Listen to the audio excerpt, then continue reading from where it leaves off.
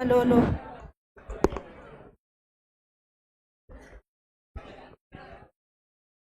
Hello.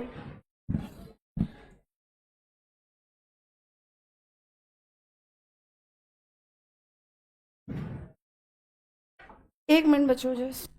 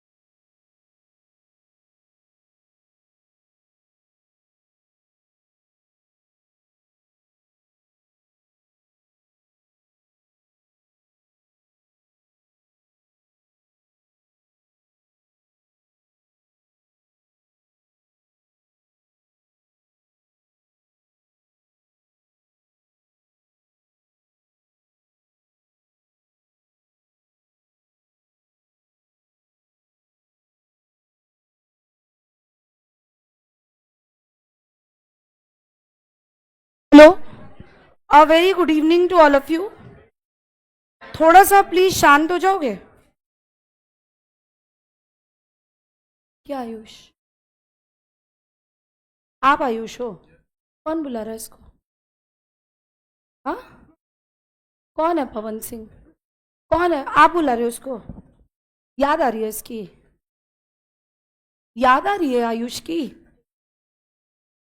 इतनी दूर बैठे हो, क्या पता इतनी देर से मिल नहीं पाए हो तो। नहीं, भाई की याद आ गई हो? हाँ, ब्रेक में नहीं मिल पाया था ना? भूल जाते हो आप लोग, एक दूसरे को मिस करने लगते हो, है ना? Okay, now a very important thing for you. 11 मई को, 11 कमिंग अपकमिंग संडे आपका आरंभ है, पता है ना आपको? है ना? और उसके बाद अभी आपको 18 मई को फेज 1 का टेस्ट है बच्चों, प्लीज डोंट कंफ्यूज। आज भी कुछ बच्चे शायद गए थे कोऑर्डिनेटर रूम में, पता नहीं आप थे कौन थे, कि हमारा कोई टेस्ट है अपकमिंग। अभी आपका प्लानर जो ऐप पे है वो भले ही 18 मई का टेस्ट शो कर रहा है, पर मैंने आपको पहले भी बताया था ना, आपका जो बैच है वो लेट स्टार्ट हुआ है, तो आपका बैच सेकेंड फेज का है। वो अभी ऑफिशियल उसका कोड चेंज नहीं हुआ है। कोड चेंज होगा, आप सबका आईडी कार्ड भी लेके चेंज करवा दिया जाएगा। आपको कुछ नहीं करना है, वो सब हम लोग करवा लेंगे। तो your batch will be 281 EA, second phase का बैच होगा। जैसे ही वो कोड चेंज होगा आपका प्लानर भी अपडेटेड आ जाएगा। तो जो बच्चे थोड़ा टेंशन में थे कि मैम 18 मई को पहला टेस्ट है, नहीं, अभी आपका कोई टेस्ट नहीं है, ठीक है? वो आप देख लेना, ठीक है? चलो, एक चीज और बच्चों, 1 मिनट। ओके, तो दूसरी चीज, दूसरी वेरी इंपॉर्टेंट चीज। हाँ बताओ, क्या बोल रहे हो?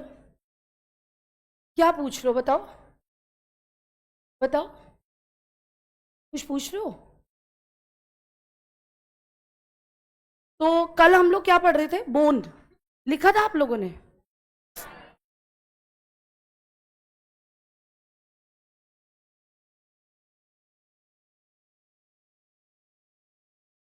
हेडिंग डालो फिर, पुट द हेडिंग, बोन लिखो।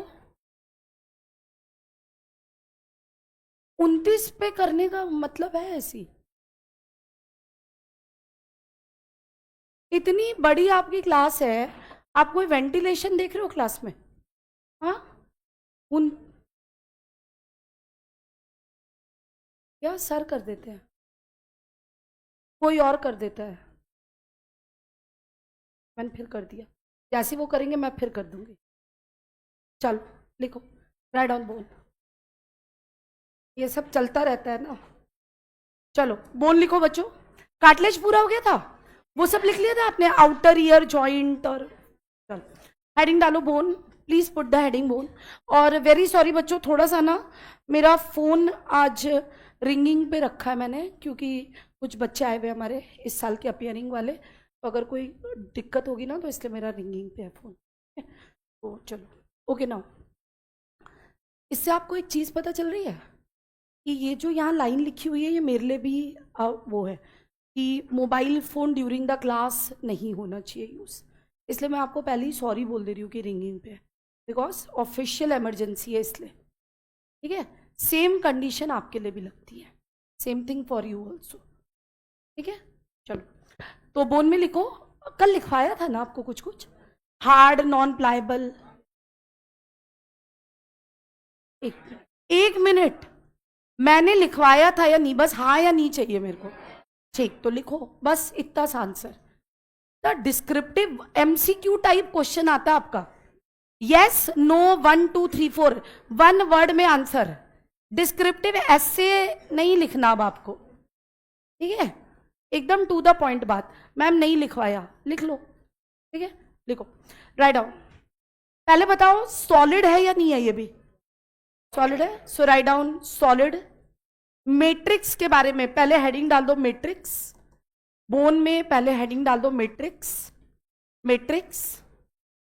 और उसके बारे में पहले आप लिखो, राइट डाउन फॉर दैट, लिखो solid, solid very very important, non pliable, non pliable, non pliable, non pliable and rigid matrix, solid, non-pliable and rigid matrix, rigid matrix। ठीक है, the matrix has लिख के उसको दो पार्ट में divide कर दो, matrix has लिख के उसको दो पार्ट में डिवाइड कर दो, डिवाइड इनटू टू पार्ट। एक तरफ लिख लो 60 to 70%, एक तरफ लिख लो 60 to 70% inorganic salts, 60 to 70% inorganic salts, 60 to 70% inorganic salts, inorganic salts। और एक तरफ लिख लो 30 to 40%, 30 to 40% organic matter, 30 to 40% organic matter। जिधर आपने इनऑर्गेनिक सॉल्ट्स लिखा है, जिधर आपने क्या लिखा है इनऑर्गेनिक सॉल्ट्स, उधर लिखो inorganic salts mainly of calcium, inorganic salts mainly of calcium, जैसे कि कैल्शियम कार्बोनेट वगैरह। ठीक है, बट एनसीईआरटी में सॉल्ट का नाम नहीं लिखा, बस लिखा है कैल्शियम सॉल्ट्स। एनसीईआरटी बस क्या लिखता है, कैल्शियम सॉल्ट्स। ठीक है, so inorganic salts mainly of calcium. और ऑर्गेनिक मैटर की तरफ लिख लो प्रोटीन, ऑर्गेनिक मैटर में क्या आ जाएगा, प्रोटीन। प्रोटीन का वैसे तो नाम है बट आता नहीं है, ऑसन कहते हैं उसको। ठीक है, नेक्स्ट लाइन लिखो, the calcium salts and collagen fibres, calcium salts and collagen fibres. वो फोटोकॉपी वाला है किसके पास, चैप्टर 7 दिखाना। Calcium salts and collagen fibres, and collagen fibres give calcium salt and collagen fiber give high strength to bone tissue, calcium salt and collagen fiber give high strength to bone tissue, give high strength to the bone tissue, bone tissue। ठीक है, ये हाँ जी, give high strength to bone tissue, calcium salt and collagen fiber give a high strength to the bone tissue। ठीक है, then write down, the bone has outer and inner covering of, the bone has, हाँ जी, हाँ bone में ही लिखना है, सारा bone के ही बारे में लिख रहे हो आप, नेक्स्ट पॉइंट है ये।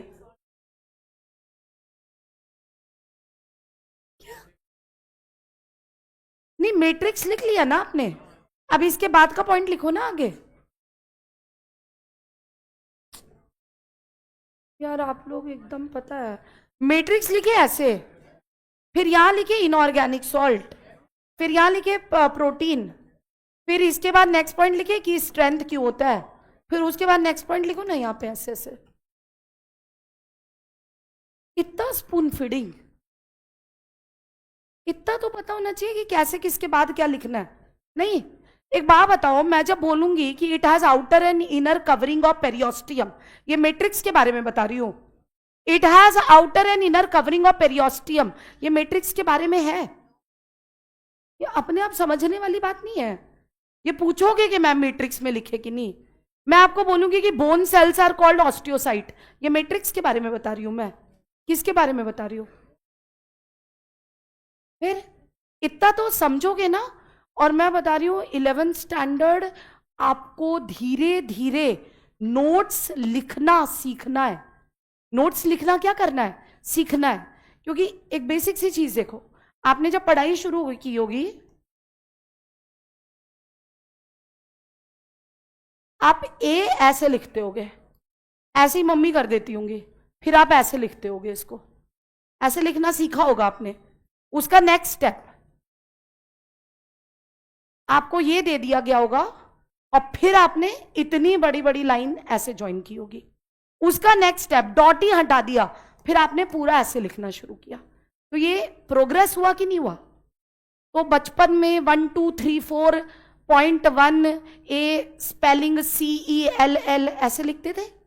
तो अगर मैं आपको वैसे भी लिख दूं और बोलूं कि कॉपी करते रहो, ठीक है, और मैं आपको सिखाऊं ही नहीं कि नोट्स कैसे लिखना है, तो आप जब अभी इसके बाद कॉलेज जाना है ना, वहां पे अपने आप सीख जाओगे, या वो इम्प्रूवमेंट होना चाहिए यहां से।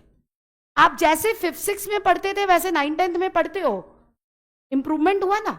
तो 9th 10th के बाद यहां पे भी आपको क्या करना है? इम्प्रूव। आपको डिक्टेशन मिल रहा है और आप नोट्स लिखो। इसका नेक्स्ट स्टेप पता है क्या होता है? कि मैं पढ़ा रही हूं और आप शॉर्टकट में अपने आप उसके नोट्स लिख पाओ। या जब आप किताब से पढ़ रहे हो बच्चों, तो पढ़ते पढ़ते आप उसके क्या लिख पाओ? नोट्स। तब आपका रिवीजन फास्ट होगा, तब आपका रिवीजन क्या होगा। और ये एक दिन में कोई नहीं सीखता, इसमें 1.5 महीना 2 महीना लग जाता है, पर सीखना चाहिए। अगर आप नहीं सीखोगे तो आप रिवीजन भी नहीं कर पाओगे। कैसे करोगे रिवीजन? रिवीजन फास्ट करनी होती है ना, तो फास्ट पढ़ना और लिखना सीखोगे तभी आप कर पाओगे। ठीक है, तो हमें ये प्रैक्टिस करनी है कि आप ये सीखो। ठीक है, अभी जैसे फिजिक्स में सर क्वेश्चन करवाते जाते होंगे, थोड़े टाइम बाद क्या होना चाहिए कि सर क्वेश्चन दे और आंसर आप खुद करो, फिर सर आपको बताएं। उसके थोड़े टाइम बाद क्या होना चाहिए कि सर क्वेश्चन दे और आप आंसर खुद कर लो। समझ आ रहा है? ये सीखना है आपको। लिखो, write down.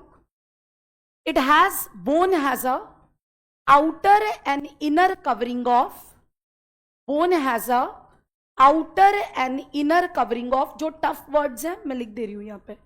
Bone has a outer and inner covering of periosteum, has outer and inner covering of periosteum, लिखा हुआ है वहां पे पेरियोस्टियम, पेरियोस्टियम लिखा सबने? नेक्स्ट पॉइंट लिखो, in the periosteum, in the periosteum, in the periosteum, periosteum lacunae, lacunae has single osteoblast, lacunae has single osteoblast, lacunae has single osteoblast, single osteoblast। ठीक है, नेक्स्ट पॉइंट लिखो, the osteoblast do not divide, the osteoblast do not divide, the osteoblast do not divide, only differentiate, the osteoblast do not divide and only differentiate, and only differentiate to form the, to form the, क्या बनाता है बताओ? osteocyte। very good। The osteoblasts do not divide, only differentiate to form the osteocyte, only differentiate to form the osteocyte, osteocyte। ठीक है, then next point write down, then next point write down, the matrix and protein of the bone tissue, कौन secrete करता है? कल क्या बताया था मैंने?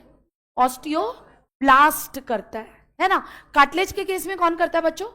कॉन्ड्रोसाइट करता है। ये डिफरेंस है ना, और बताया ना डिफरेंस बिटवीन पे क्वेश्चन आता है, ठीक है। So write down the matrix, और ये लिखा नहीं है एनसीईआरटी ने, ये सब चीजें लिखी हुई नहीं है, पर ये पीवाईक्यू में क्वेश्चन आता है, प्रीवियस ईयर क्वेश्चन करोगे आपको मिल जाएगा, ठीक है। So the matrix and protein fibre of bone, the matrix and the protein fiber of bone is secreted by, the matrix and the protein fiber of bone is secreted by osteoblast, is secreted by osteoblast, secreted by osteoblast, ठीक है। नीचे एक और point लिखो, in the matrix, in the matrix, in the matrix, each lacunae has, in the matrix, each lacunae has single osteocyte.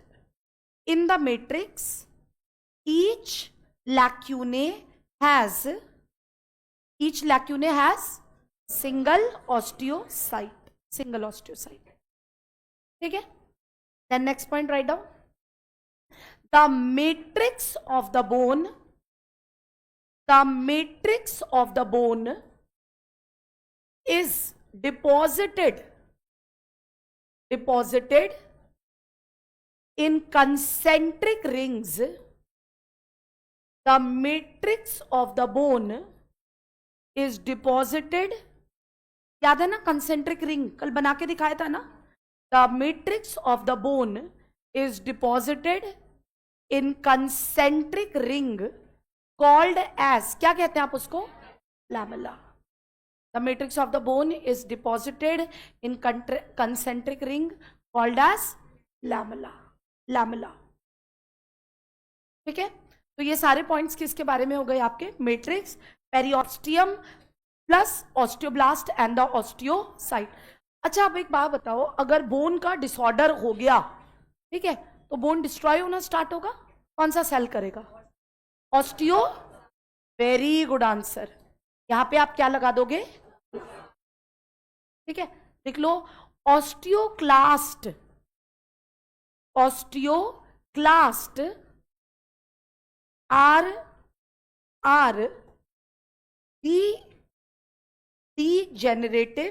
Degenerative मतलब जो उसको degenerate करवाते हैं, डीजेनरेटिव सेल्स जो बोन को क्या कराएंगे? Degenerate. Osteoclast are degenerative cells, degenerative cells, ठीक है। अब कैनाल के बारे में लिख लो, bone is highly vascular, bone is highly vascular, bone is highly vascular due to the presence of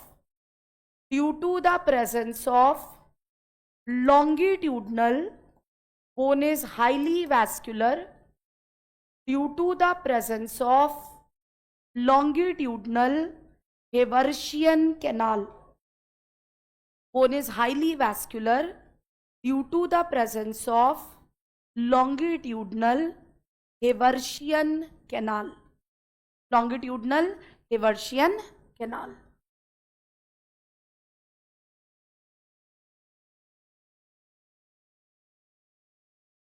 bone is highly vascular due to the presence of longitudinal Haversian canal. These are joined by, बताया था ना दो longitudinal है तो दोनों को join कैसे करेगा? ऐसे। तो ये बीच वाली कैनाल का नाम क्या हो जाएगा? वोकमैन। तो ये ट्रांसवर्स होगी या लॉन्गिट्यूडनल? ट्रांसवर्स, है ना। So these are joined by transverse Volkmann's canal, these are joined by transverse Volkmann's canal, these are joined by transverse Volkmann's canal, these are joined by transverse Volkmann's canal, Volkmann's canal, transverse Volkmann's canal, देखा सबने? ठीक है, then write down in the hollow cavity, next point है in the hollow cavity of long bones of body, in the hollow cavity of long bones of body, in the hollow cavity of long bones of the body, bone marrow is present. Bone marrow is present. और bracket में लिख दो, क्या बताया था आपको, bone marrow कौन से टिश्यू में रिच होता है? Adipose tissue. लिखो ये ब्रैकेट में, क्वेश्चन आया हुआ है इस पे कि bone marrow is rich in ABCD option adipose tissue. और जहां आपने बोन मैरो लिखा उसको ऐसे दो पार्ट में डिवाइड कर दो. एक तरफ लिखो red bone marrow, red bone marrow. एक तरफ लिखो yellow bone marrow, red and yellow. यहां पे लिखो RBC, और दूसरा कौन सा बताया था? प्लेटलेट्स. Platelets form. और यहां पे लिखना ल्यूकोसाइट्स, WBCs ल्यूकोसाइट्स है ना. और RBCs erythrocytes and platelets is thrombocytes. Very good. यहां पे RBC और प्लेटलेट बनता है और वहां पे WBC है. ठीक है.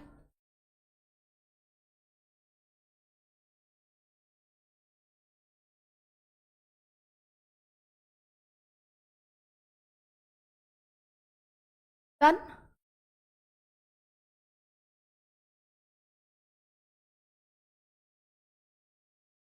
अब एक चीज देखो, मैंने आपको बताया ना, जब आप नीट दोगे तब तो एक साथ दोगे ना.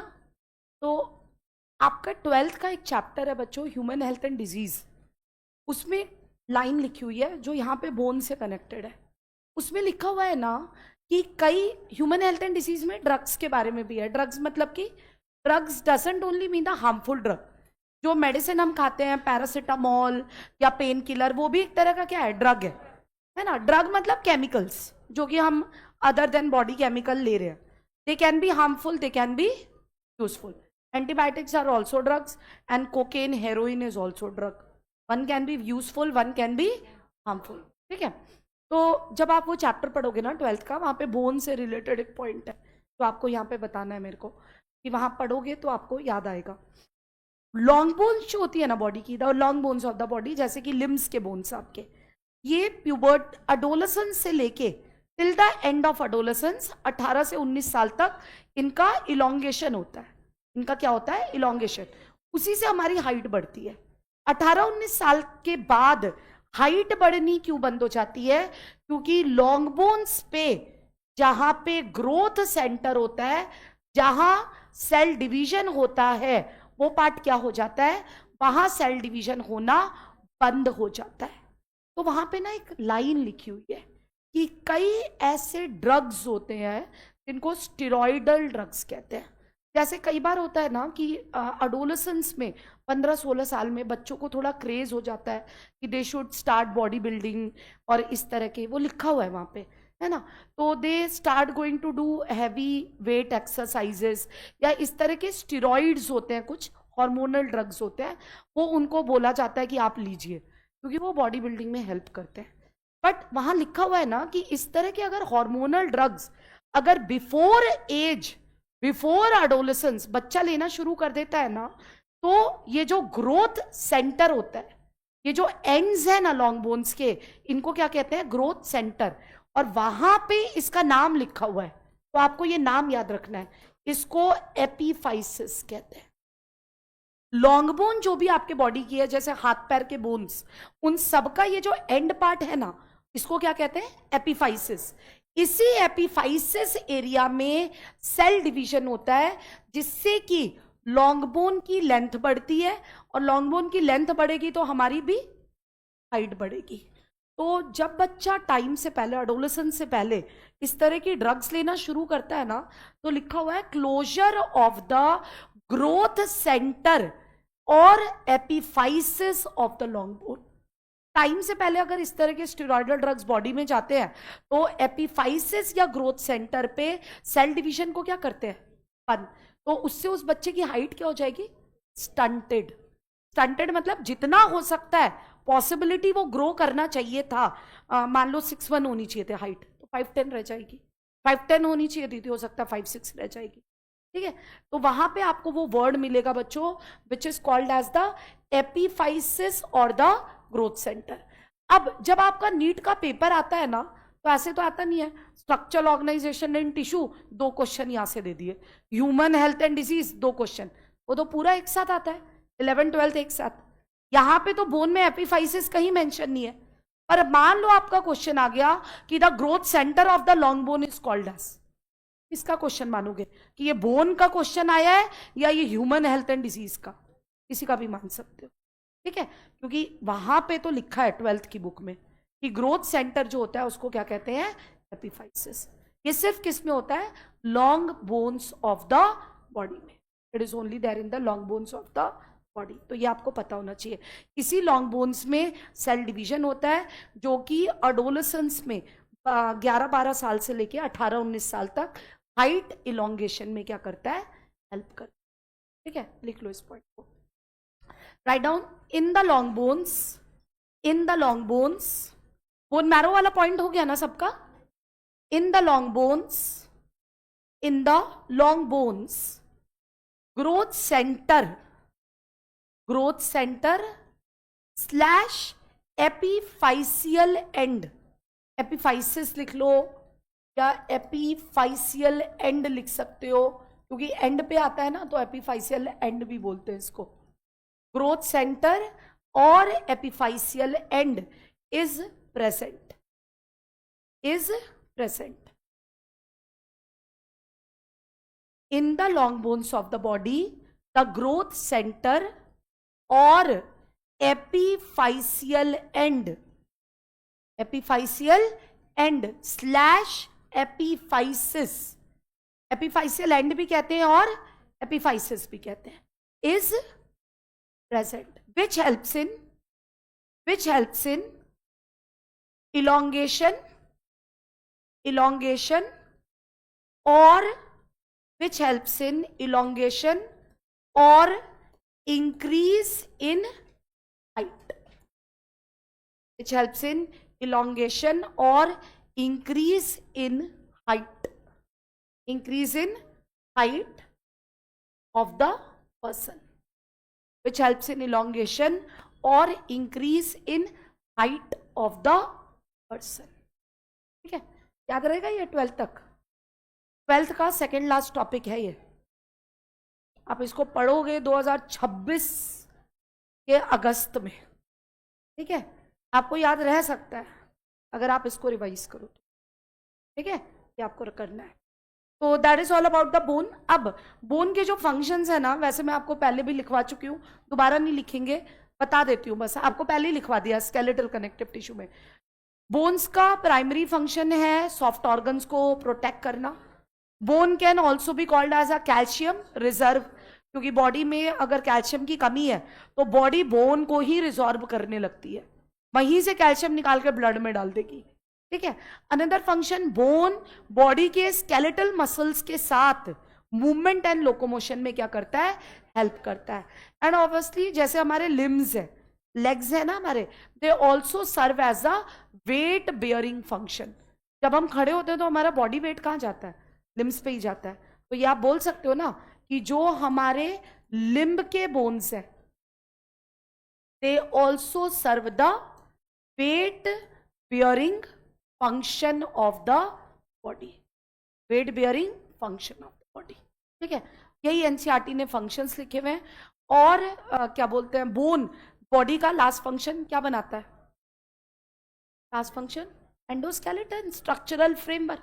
बोन बॉडी का क्या बनाता है, एंडोस्केलेटन या स्ट्रक्चरल फ्रेमवर्क। ये पूरा आपने लिखा हुआ है किसमें, स्केलेटल कनेक्टिव टिश्यू, वही यहाँ पे भी है।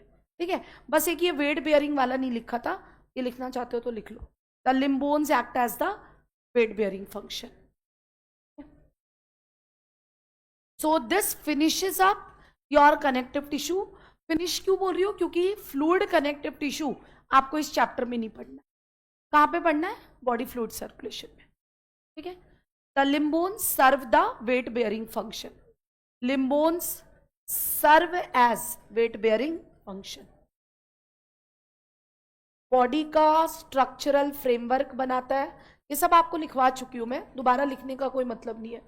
स्ट्रक्चरल फ्रेमवर्क बनाता है, कैल्शियम का रिजर्व है, सॉफ्ट ऑर्गन को प्रोटेक्ट करता है, प्रोटेक्ट सॉफ्ट ऑर्गन। और क्या बताया था? एक और फंक्शन, मूवमेंट एंड अकेले with skeletal muscles, with skeletal muscles help in movement and ये हो गया आपके बोन का function. This is the function of the bone. अब एक और चीज देखो, फ्लूइड कनेक्टिव टिश्यू कहां पढ़ोगे आप? बॉडी फ्लूइड एंड सर्कुलेशन में। क्योंकि पेपर सेंट्रल से बन के आता है ना, हमने लास्ट 2 साल में कई बार देखा है कि टिश्यू का टेस्ट होता है ना, तो ये ब्लड सेल के क्वेश्चन दे देता है। अब बच्चे इमीडिएट आ जाते हैं, मैम आपने कहा था ब्लड तो बॉडी फ्लूइड में पढ़ेंगे, और ये डायग्राम यहाँ पे दिया हुआ है, सिर्फ ये डायग्राम पढ़ना। पूरा ब्लड आप कहाँ पढ़ोगे? Body fluid and circulation. पर टिश्यू पार्ट में ये डायग्राम दिया हुआ है ना ब्लड सेल्स का, आरबीसी, डब्ल्यूबीसी एंड प्लेटलेट, ये डायग्राम पूछ सकता है टिश्यू में, क्योंकि ये टिश्यू चैप्टर में दिया हुआ है, ठीक है। जो आपके माइलस्टोन्स होंगे, जो AITS होगा, क्योंकि वो सेंट्रल का टेस्ट होता है, पेपर वहां से आता है, तो वो ये दे सकते हैं, ठीक है। तो very briefly about the fluid connective tissue अगर मैं आपको बताऊं, very briefly if I tell you about the fluid connective tissue, 1-2 बातें बस आपको यहाँ पे बता रही हूँ। हम लोग इसको पढ़ेंगे बॉडी फ्लूइड एंड सर्कुलेशन में, body fluid and circulation 4th chapter है ये हमारा, उसमें हम इसको पढ़ेंगे। फ्लूइड कनेक्टिव टिश्यू में, कनेक्टिव टिश्यू तो ये है, कनेक्टिव टिश्यू में कौन सी 3 चीजें पढ़ी है आपने? क्या क्या पढ़ते हो कनेक्टिव टिश्यू में? सेल्स, मैट्रिक्स, फाइबर, तीनों पढ़ते हो ना।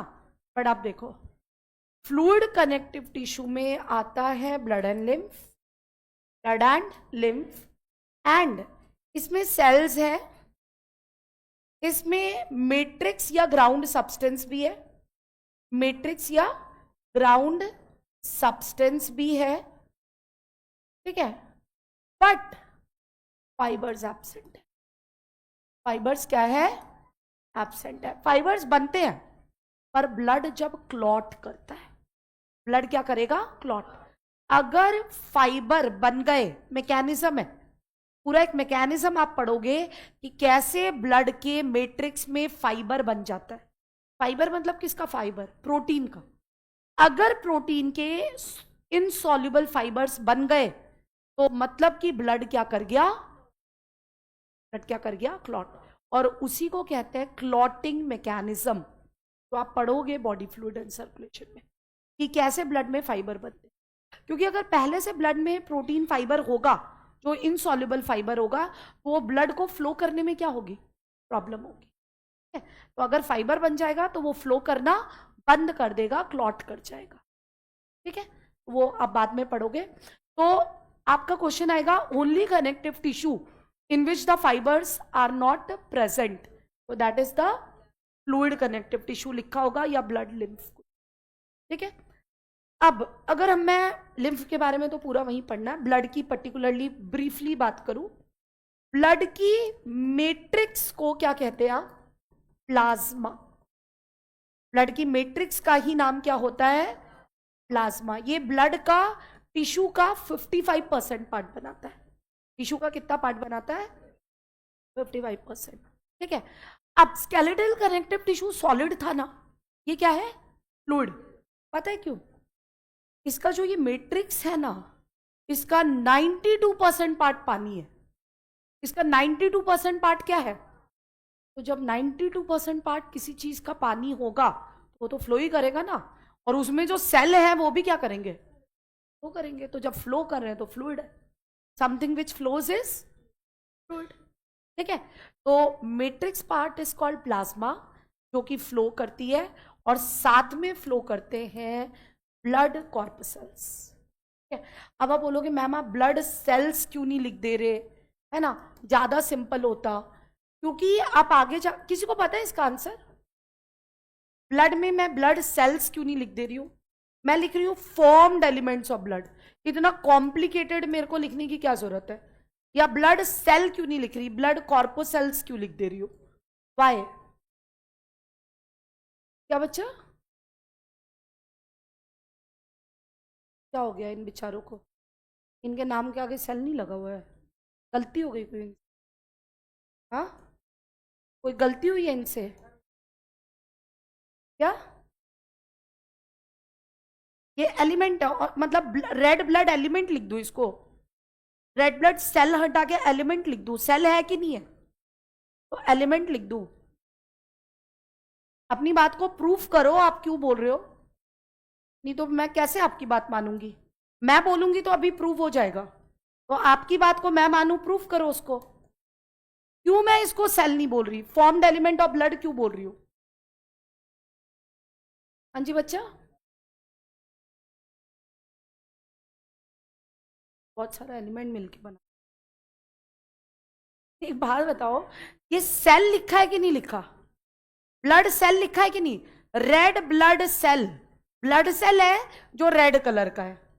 White blood cell, blood cell है जो वाइट कलर मतलब कलरलेस है। zoology में वाइट मतलब नो कलर होता है, वाइट मतलब नो कलर, है ना। और थ्रोम्बोसाइट प्लेटलेट। मैं क्यों फॉर्म्ड एलिमेंट लिख रही हूं, मैं ब्लड कॉर्पोसेल क्यों लिख रही हूं? ब्लड सेल बोलना साइंटिफिकली करेक्ट नहीं होगा, क्यों? किसी को पता है? मतलब पूछ, मैं तो बताऊंगी।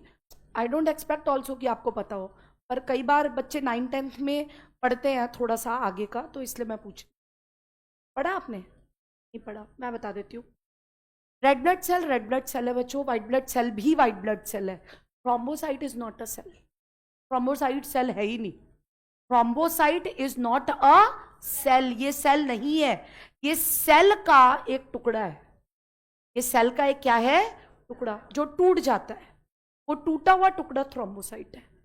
तो इसीलिए अगर मैं ब्लड सेल बोलती हूं ना, तो मैं थ्रोम्बोसाइट की बात नहीं करती। रेड ब्लड सेल सेल है, व्हाइट ब्लड सेल भी सेल है। Thrombocyte is a cell fragment, fragment समझते हो ना, टुकड़ा। It is not a proper cell, it is not a proper cell. इसीलिए ब्लड सेल को ब्लड सेल ना बोल के formed elements of blood, formed मतलब जो किसी चीज से बना हो, या ब्लड कॉर्पोसेल्स बोलते हैं। ठीक है, बस हो गया, इतना ही पढ़ना है ब्लड के बारे में। और जो डायग्राम आपके एनसीईआरटी में, क्योंकि मैं बोल रही हूँ ना कि मैं बोल दे रही हूँ कि ब्लड नहीं आता, पर डायग्राम बनाया हुआ एनसीईआरटी ने, तो टिश्यू का टेस्ट होगा, पूछ सकता है डायग्राम, मैं आपको बता रही हूँ। ठीक है, लिख लो इसको फटाफट। Right on fluid connective tissue, fluid connective tissue. अभी तो अच्छा लग रहा होगा आपको, पूरा लिखा हुआ मिल गया है। मज़ा आता है ना ऐसा कॉपी करने में? नहीं,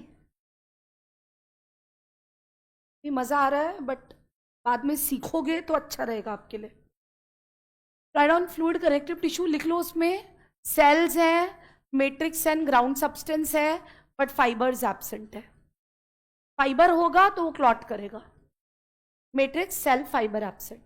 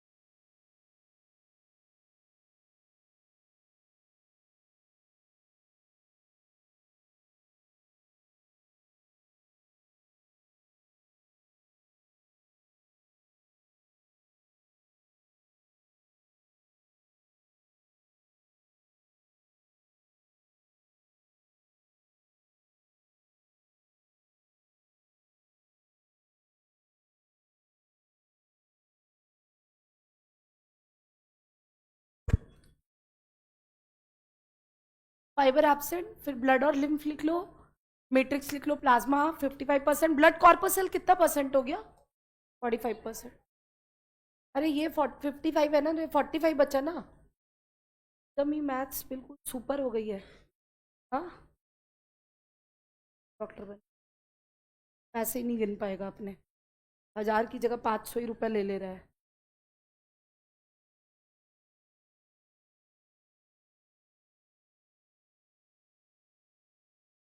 जॉलजी की कॉपी बन गई सबकी? कॉपी वॉपी बना लो भाई, कॉपी चेक करने का तो कोई सीन नहीं है, पर आपके अपने लिए फायदे के लिए बोल रही हूँ मैं। रफ कॉपी में लिख के 2 साल में नोट्स कहाँ ढूंढोगे जब पढ़ना होगा रिवाइज के लिए? बेसिक पर्पस यही है। कॉपी के कोई नंबर नहीं है, कोई इंटरनल मार्किंग नहीं है, कुछ नहीं है। मेरे को मतलब भी नहीं है कि आप कॉपी बना रहे हो कि नहीं, आपके फायदे के लिए बोल रही हूँ। 2 साल रिवीजन करना है तो नोट्स कहाँ ढूंढोगे?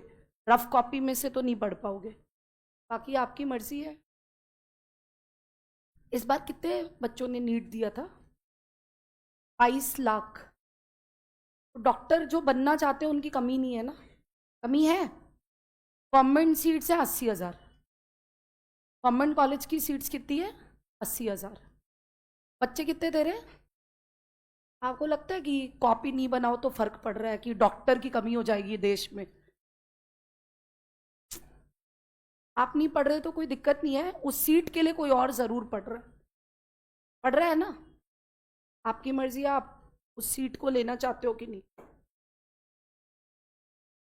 और सारे कॉलेजेस मिला दो बच्चों, पैरामेडिकल एंड एवरीथिंग, तो टोटल कितनी सीट्स है? 2.5 लाख। तो टोटल कितनी सीट्स है? 2.5 लाख।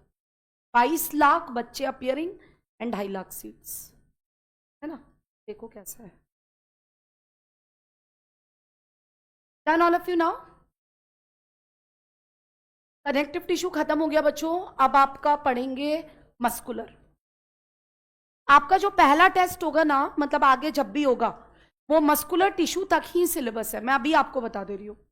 आपका जो भी पहला टेस्ट होगा, अभी तो प्लानर आएगा आपका सेकेंड फेज का, तो आपका जो जोलॉजी का पार्ट है वो कहां तक होगा? मस्कुलर टिश्यू तक, पहले टेस्ट में। ठीक है, लिखा सबने? पीछे हो गया बच्चों आपका? गर्ल्स इधर सबका लिखा? इधर? डन, चलो। तो we finish with the connective tissue बच्चों। अब another tissue which we have to study is the muscular tissue. Next tissue which we have to study is the muscular tissue. सबसे पहले तो मस्कुलर टिश्यू को muscle भी बोलते हैं, muscular tissue is also called as muscle. ठीक है, तो एक बात बताओ, मसल सेल एंड मसल अलग बात है? मसल सेल एंड मसल अलग बात है? हाँ, अलग बात है। कैसे? हाँ, वेरी गुड। मस्कुलर टिश्यू को मसल बोलते हैं, तो tissue is made up of thousands of cells. तो मसल का मतलब पूरा टिश्यू, मतलब उसमें बहुत सारे मसल सेल्स हैं। मसल सेल मतलब सिंगल सेल। ठीक है, देख रहे हो? मान लो ये ऐसा मसल सेल है, ये ऐसा है, ऐसा ऐसा, ये इसका पूरा ऐसा बंडल, इसका पूरा ऐसा बंडल, ऐसा बंडल, क्या ये मसल है? नहीं। मसल सेल का बंडल बना दिया मैंने ना, तो ये मसल नहीं है? नहीं। ये जो मसल सेल्स, ये इंडिविजुअल क्या है? मसल सेल है, ये एक मसल सेल है। अच्छा, एक और टर्म सीखो, इसी मसल सेल को मसल फाइबर भी बोलते हैं। मसल सेल में बहुत बार आपने सुना होगा ना, मसल फाइबर बोलते हैं। तो मसल सेल को फाइबर क्यों बोलते होंगे? आंसर करने से पहले एक हिंट सुनो, प्रोटीन के भी फाइबर होते हैं, पढ़ा है ना आपने? अभी मैं बोल रही थी ना कोलेजन फाइबर, आप भी बोल रहे थे येलो फाइबर, व्हाइट फाइबर, वहां भी फाइबर लगा रही हूं, और यहां सेल के आगे भी क्या लगा रही हूं? फाइबर। तो क्यों किसी चीज को फाइबर बोलते हो?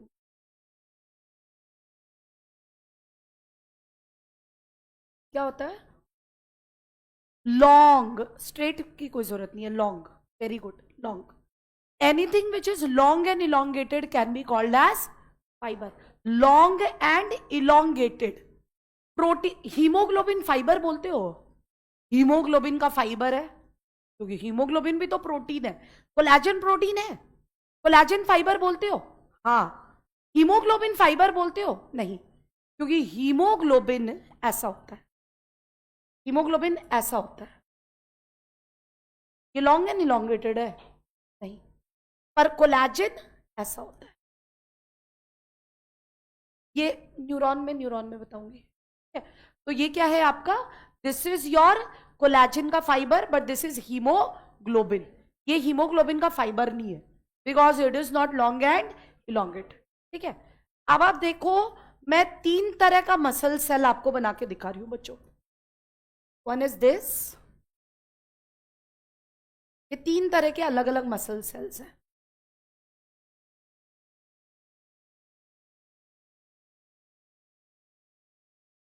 ये 3 अलग अलग मसल सेल्स हैं, ठीक है? बट तीनों आपको लॉन्ग एंड इलोंगेटेड दिख रहे हैं कि नहीं? तीनों है। ये अनब्रांच्ड है और ये ब्रांच्ड है, पर लॉन्ग एंड इलोंगेटेड तो तीनों है। और ये एक सेल है, इसीलिए मसल सेल, पूरा सेल ही लॉन्ग एंड इलोंगेटेड है।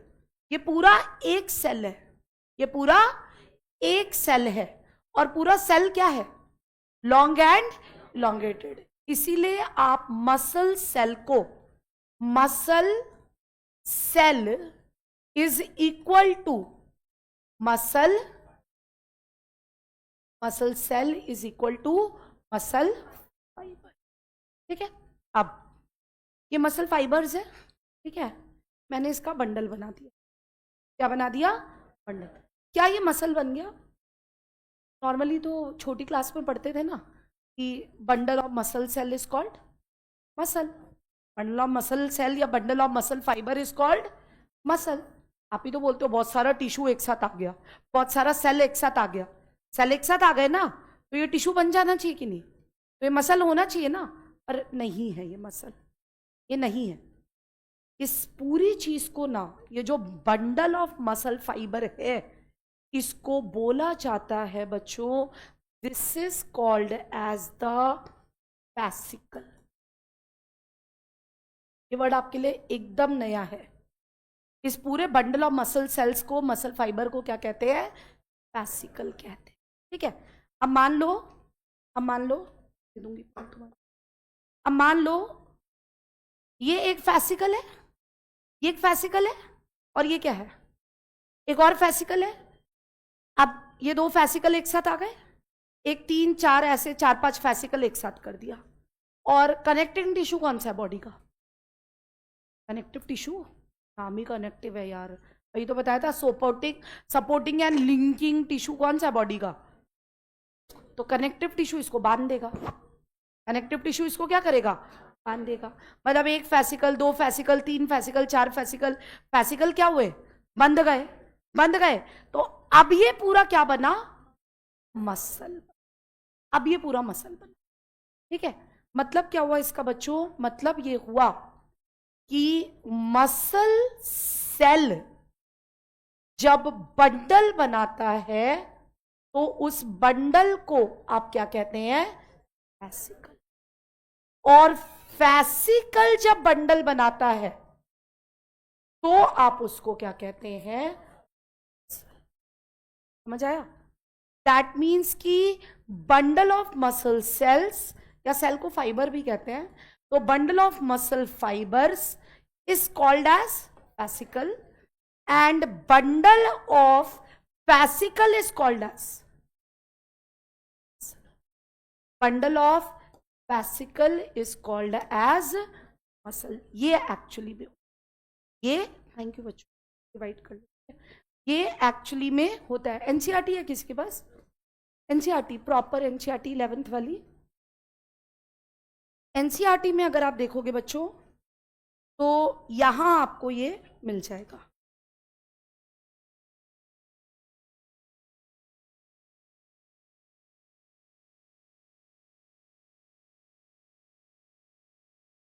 ये देखो, ये रहा, दिस द डायग्राम।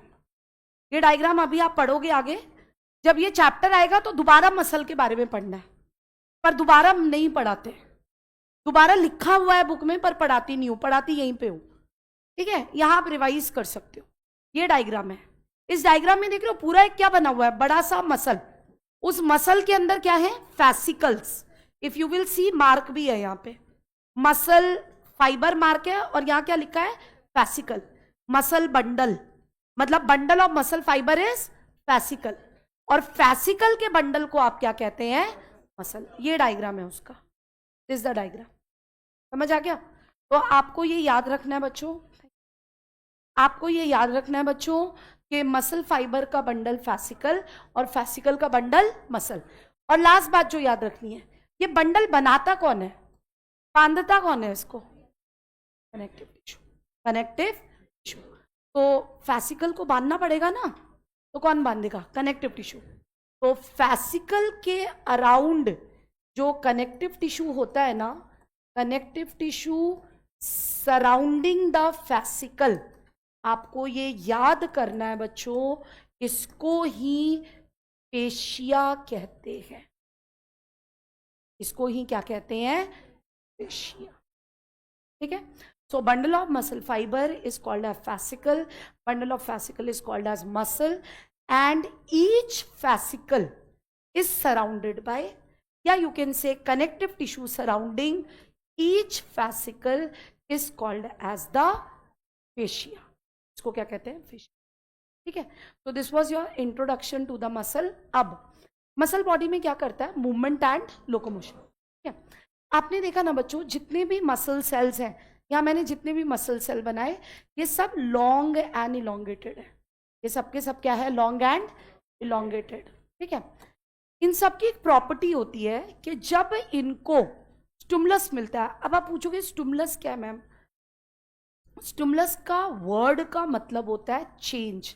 अभी लाइट ऑन है ना, मैं ऑफ कर दूं तो स्टिमुलस, फिर डार्कनेस से मैं लाइट ऑन कर दूं तो स्टिमुलस।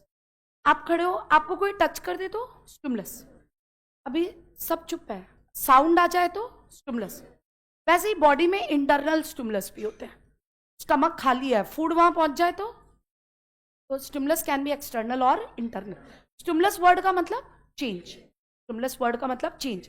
जब भी बॉडी के इंटरनल या एक्सटर्नल इन्वायरमेंट में क्या होता है, चेंज होता है, तो आप कहते हो कि बॉडी को क्या मिला, स्टिमुलस मिला। बॉडी को क्या मिला, स्टिमुलस। और मसल सेल बच्चों इस स्टिमुलस को रिस्पॉन्ड करता है। कैसे, वो रिस्पॉन्ड करता है by shortening of the length. वो अपने लेंथ को क्या करता है, शॉर्टन, और शॉर्टनिंग ऑफ द लेंथ को कहते हैं contraction. Shortening of the length को क्या कहते हैं, contraction. And when it relax, मतलब when it again reaches to the original length, तो उसको क्या कहते हैं। क्या आपको समझ आया। Muscle can respond to the changing environment. कैसे रिस्पॉन्ड करेगा, by lengthening which is called contraction and regaining the original length which is called as. Body का दो ही टिश्यू है जो चेंजिंग इन्वायरमेंट को रिस्पॉन्ड कर सकता है, एक न्यूरल टिश्यू और एक muscular tissue. Muscular tissue respond करता है बाय कॉन्ट्रैक्शन एंड रिलैक्सेशन, और न्यूरल टिश्यू रिस्पॉन्ड करता है by generating a signal, electric signal. ठीक है। Impulse, very good. विच पढ़ा आपने इम्पल्स, फिर 11 में स्किप कर सकते हैं।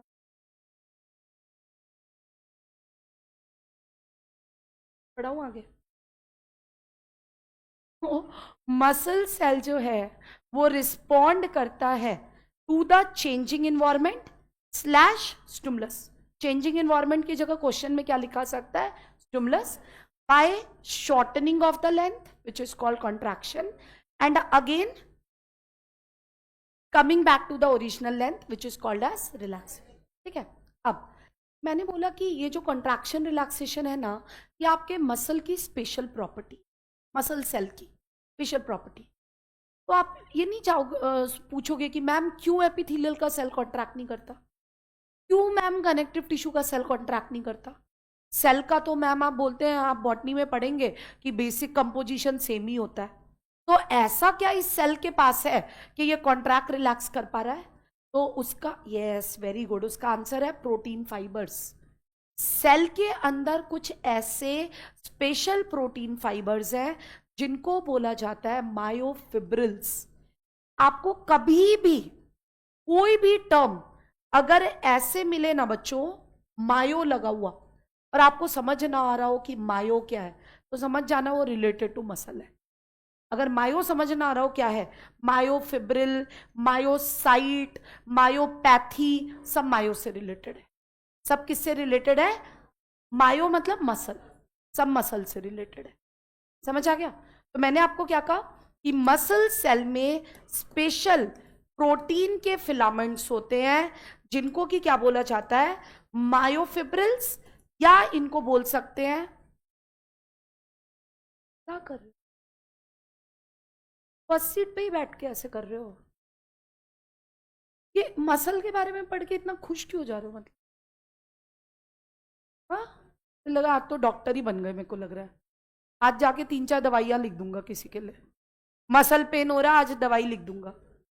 हाँ, फर्स्ट सीट पे बैठ के अभी ह्यूमन रिप्रोडक्शन पढ़ोगे तो खिड़की से ही कूद जाओगे आप लोग।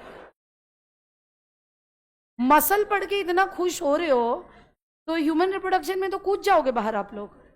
कैसे पढ़ोगे? हाँ, पढ़ाई को पढ़ाई की तरह करो ना। नहीं, पढ़ाई को पढ़ाई की तरह करो। क्लास के बाद आप अपने जोक शेयर करो, क्लास के बाद कूदो, कूद कूद के नीचे चले जाओ। We are not concern. Class में बच्चों आपका 1.25 घंटा टीचर का होना चाहिए, ठीक है? हाँ, मैं मजाक कर रही हूँ तो हंसो, बट आपस में मजाक नहीं करना, ठीक है? पढ़ो इसको, दिस समथिंग वेरी इंपॉर्टेंट। तो मैंने क्या बोला कि मसल सेल में क्या होता है? मायोफिब्रिल या मायोफिलामेंट्स, मायोफिलामेंट्स होते हैं बच्चों।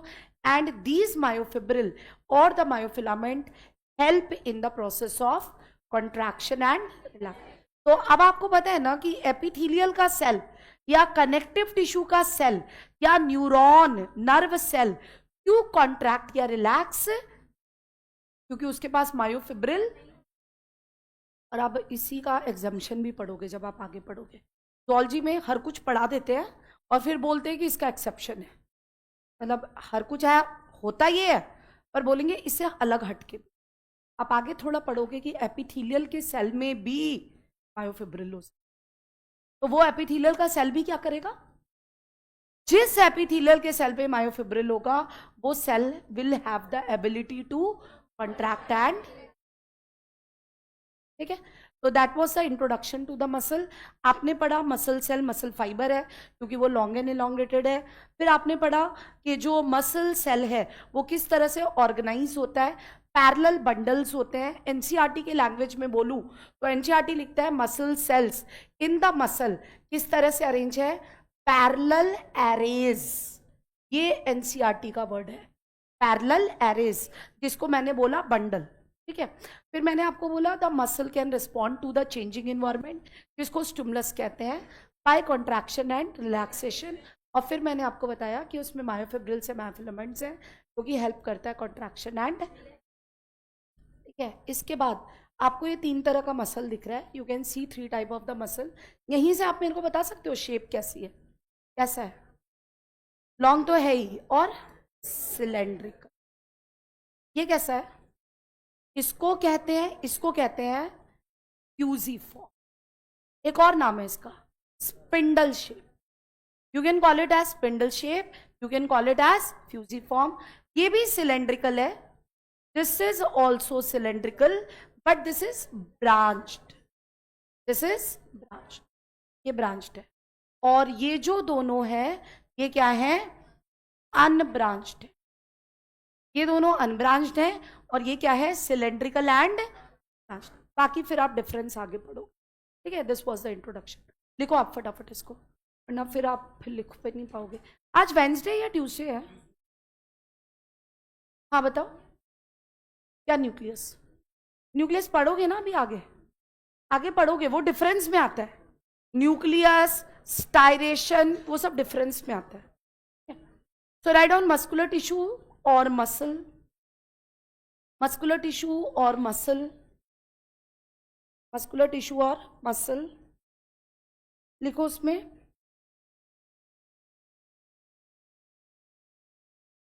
लिखो उसमें, पहले लिखो muscle cell is equal to muscle fibre, muscle cell is equal to muscle fibre, muscle cell equal to muscle fibre, muscle fibre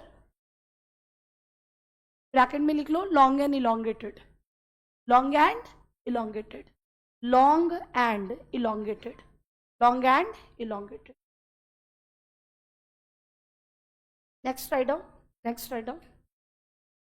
The muscle cells, the muscle cells are arranged, the muscle cell are arranged, the muscle cell are arranged in, the muscle cell are arranged, अरे यार वो पूरा चल, are arranged in parallel arrays, the muscle cell are arranged in parallel arrays, parallel arrays, parallel arrays, ये रहा, the muscle cell are arranged in parallel arrays, parallel arrays का दूसरा मतलब क्या हुआ, bundles, लिख लो स्लाइड करके, muscle cell are arranged in parallel arrays slash bundles to form the muscle, muscle cell are arranged in parallel arrays slash bundle to form the muscle,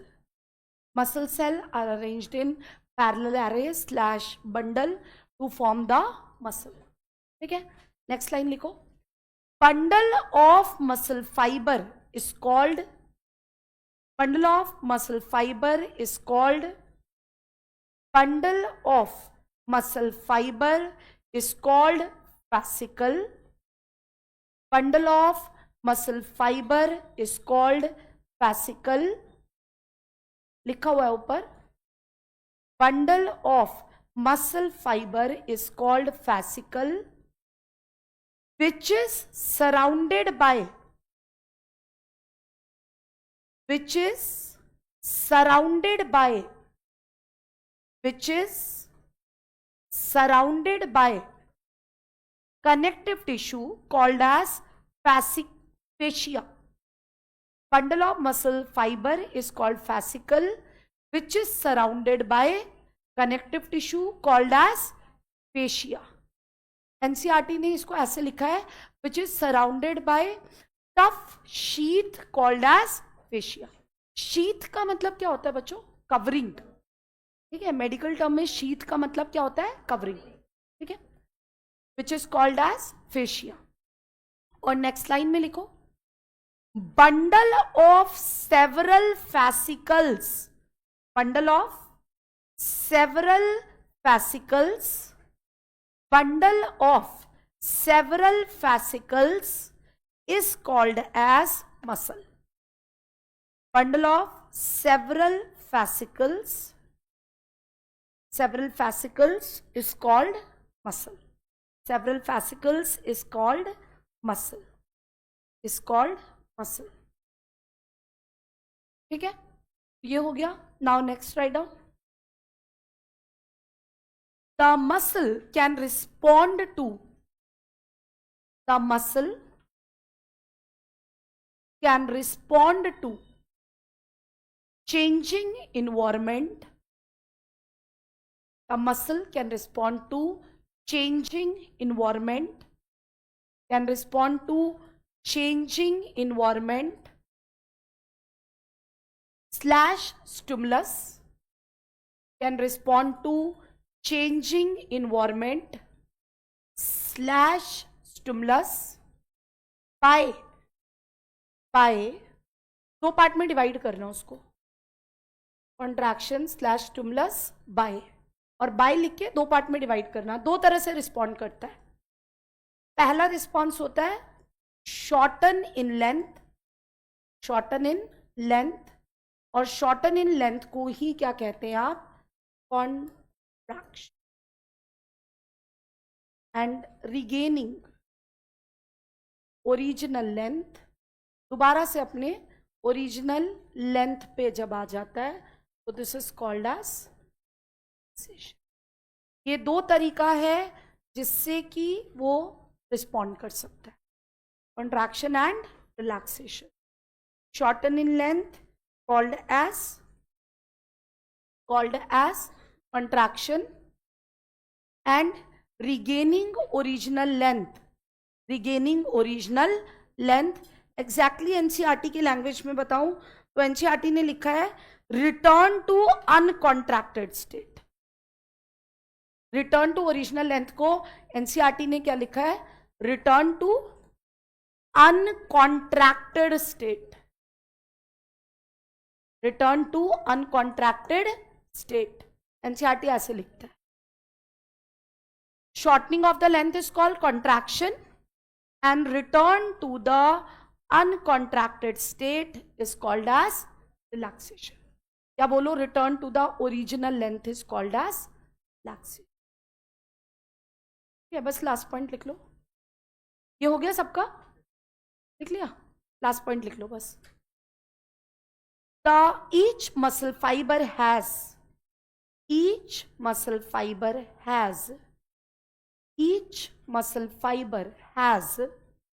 myofibrils slash myofilaments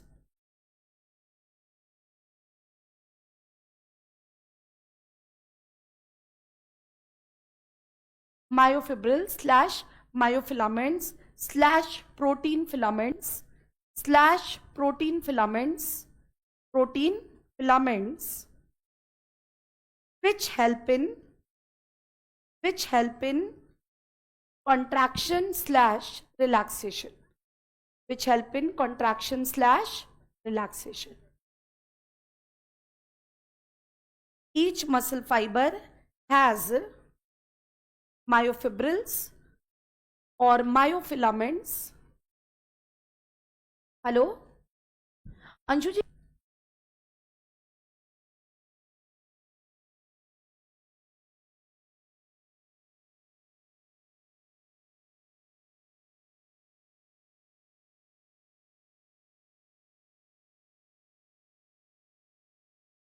muscle fiber has myofibrils or myofilaments which help in contraction and relaxation. ठीक है, तो this was your introduction to the muscle. बच्चों अभी क्यों ऐसे करते हो आप लोग? 2 मिनट रुको ना. नाउ सी, आप ये तीनों अलग अलग तरह का मसल देख रहे हो ना. Next time we are going to study कि तीनों के शेप में वेरिएशन क्यों है, तीनों का न्यूक्लियस कैसा है. एक में आप जेब्रा वाला पढ़ा है ना, जेब्रा क्रॉसिंग वाला है ना, कि ब्लैक एंड व्हाइट आपको क्या दिखते हैं? स्टायरेशंस, जैसे जेब्रा क्रॉसिंग पे होते हैं ना, जब आप मसल को देखोगे अंडर द माइक्रोस्कोप. तो ठीक है, और कौन सा वॉलंटरी कंट्रोल में होता है और कौन सा वॉलंटरी कंट्रोल में नहीं होता. प्लस हार्ट का special muscle which is present in the heart, वो कार्डियक वो वाला है. ठीक है, अगर बस 1 मिनट, बस मैं अगर इसका नाम बता दूं आपको, तो ये स्केलेटल है, ये वाला जो है दिस इज स्मूथ. ठीक है, और ये जो बना हुआ है this is cardiac, this is cardiac. ठीक है, चलो अब भाग जाओ आप. थैंक यू बच्चों, एंड आई होप आप पढ़ाई कर रहे हो. ठीक है, थैंक यू बच्चों.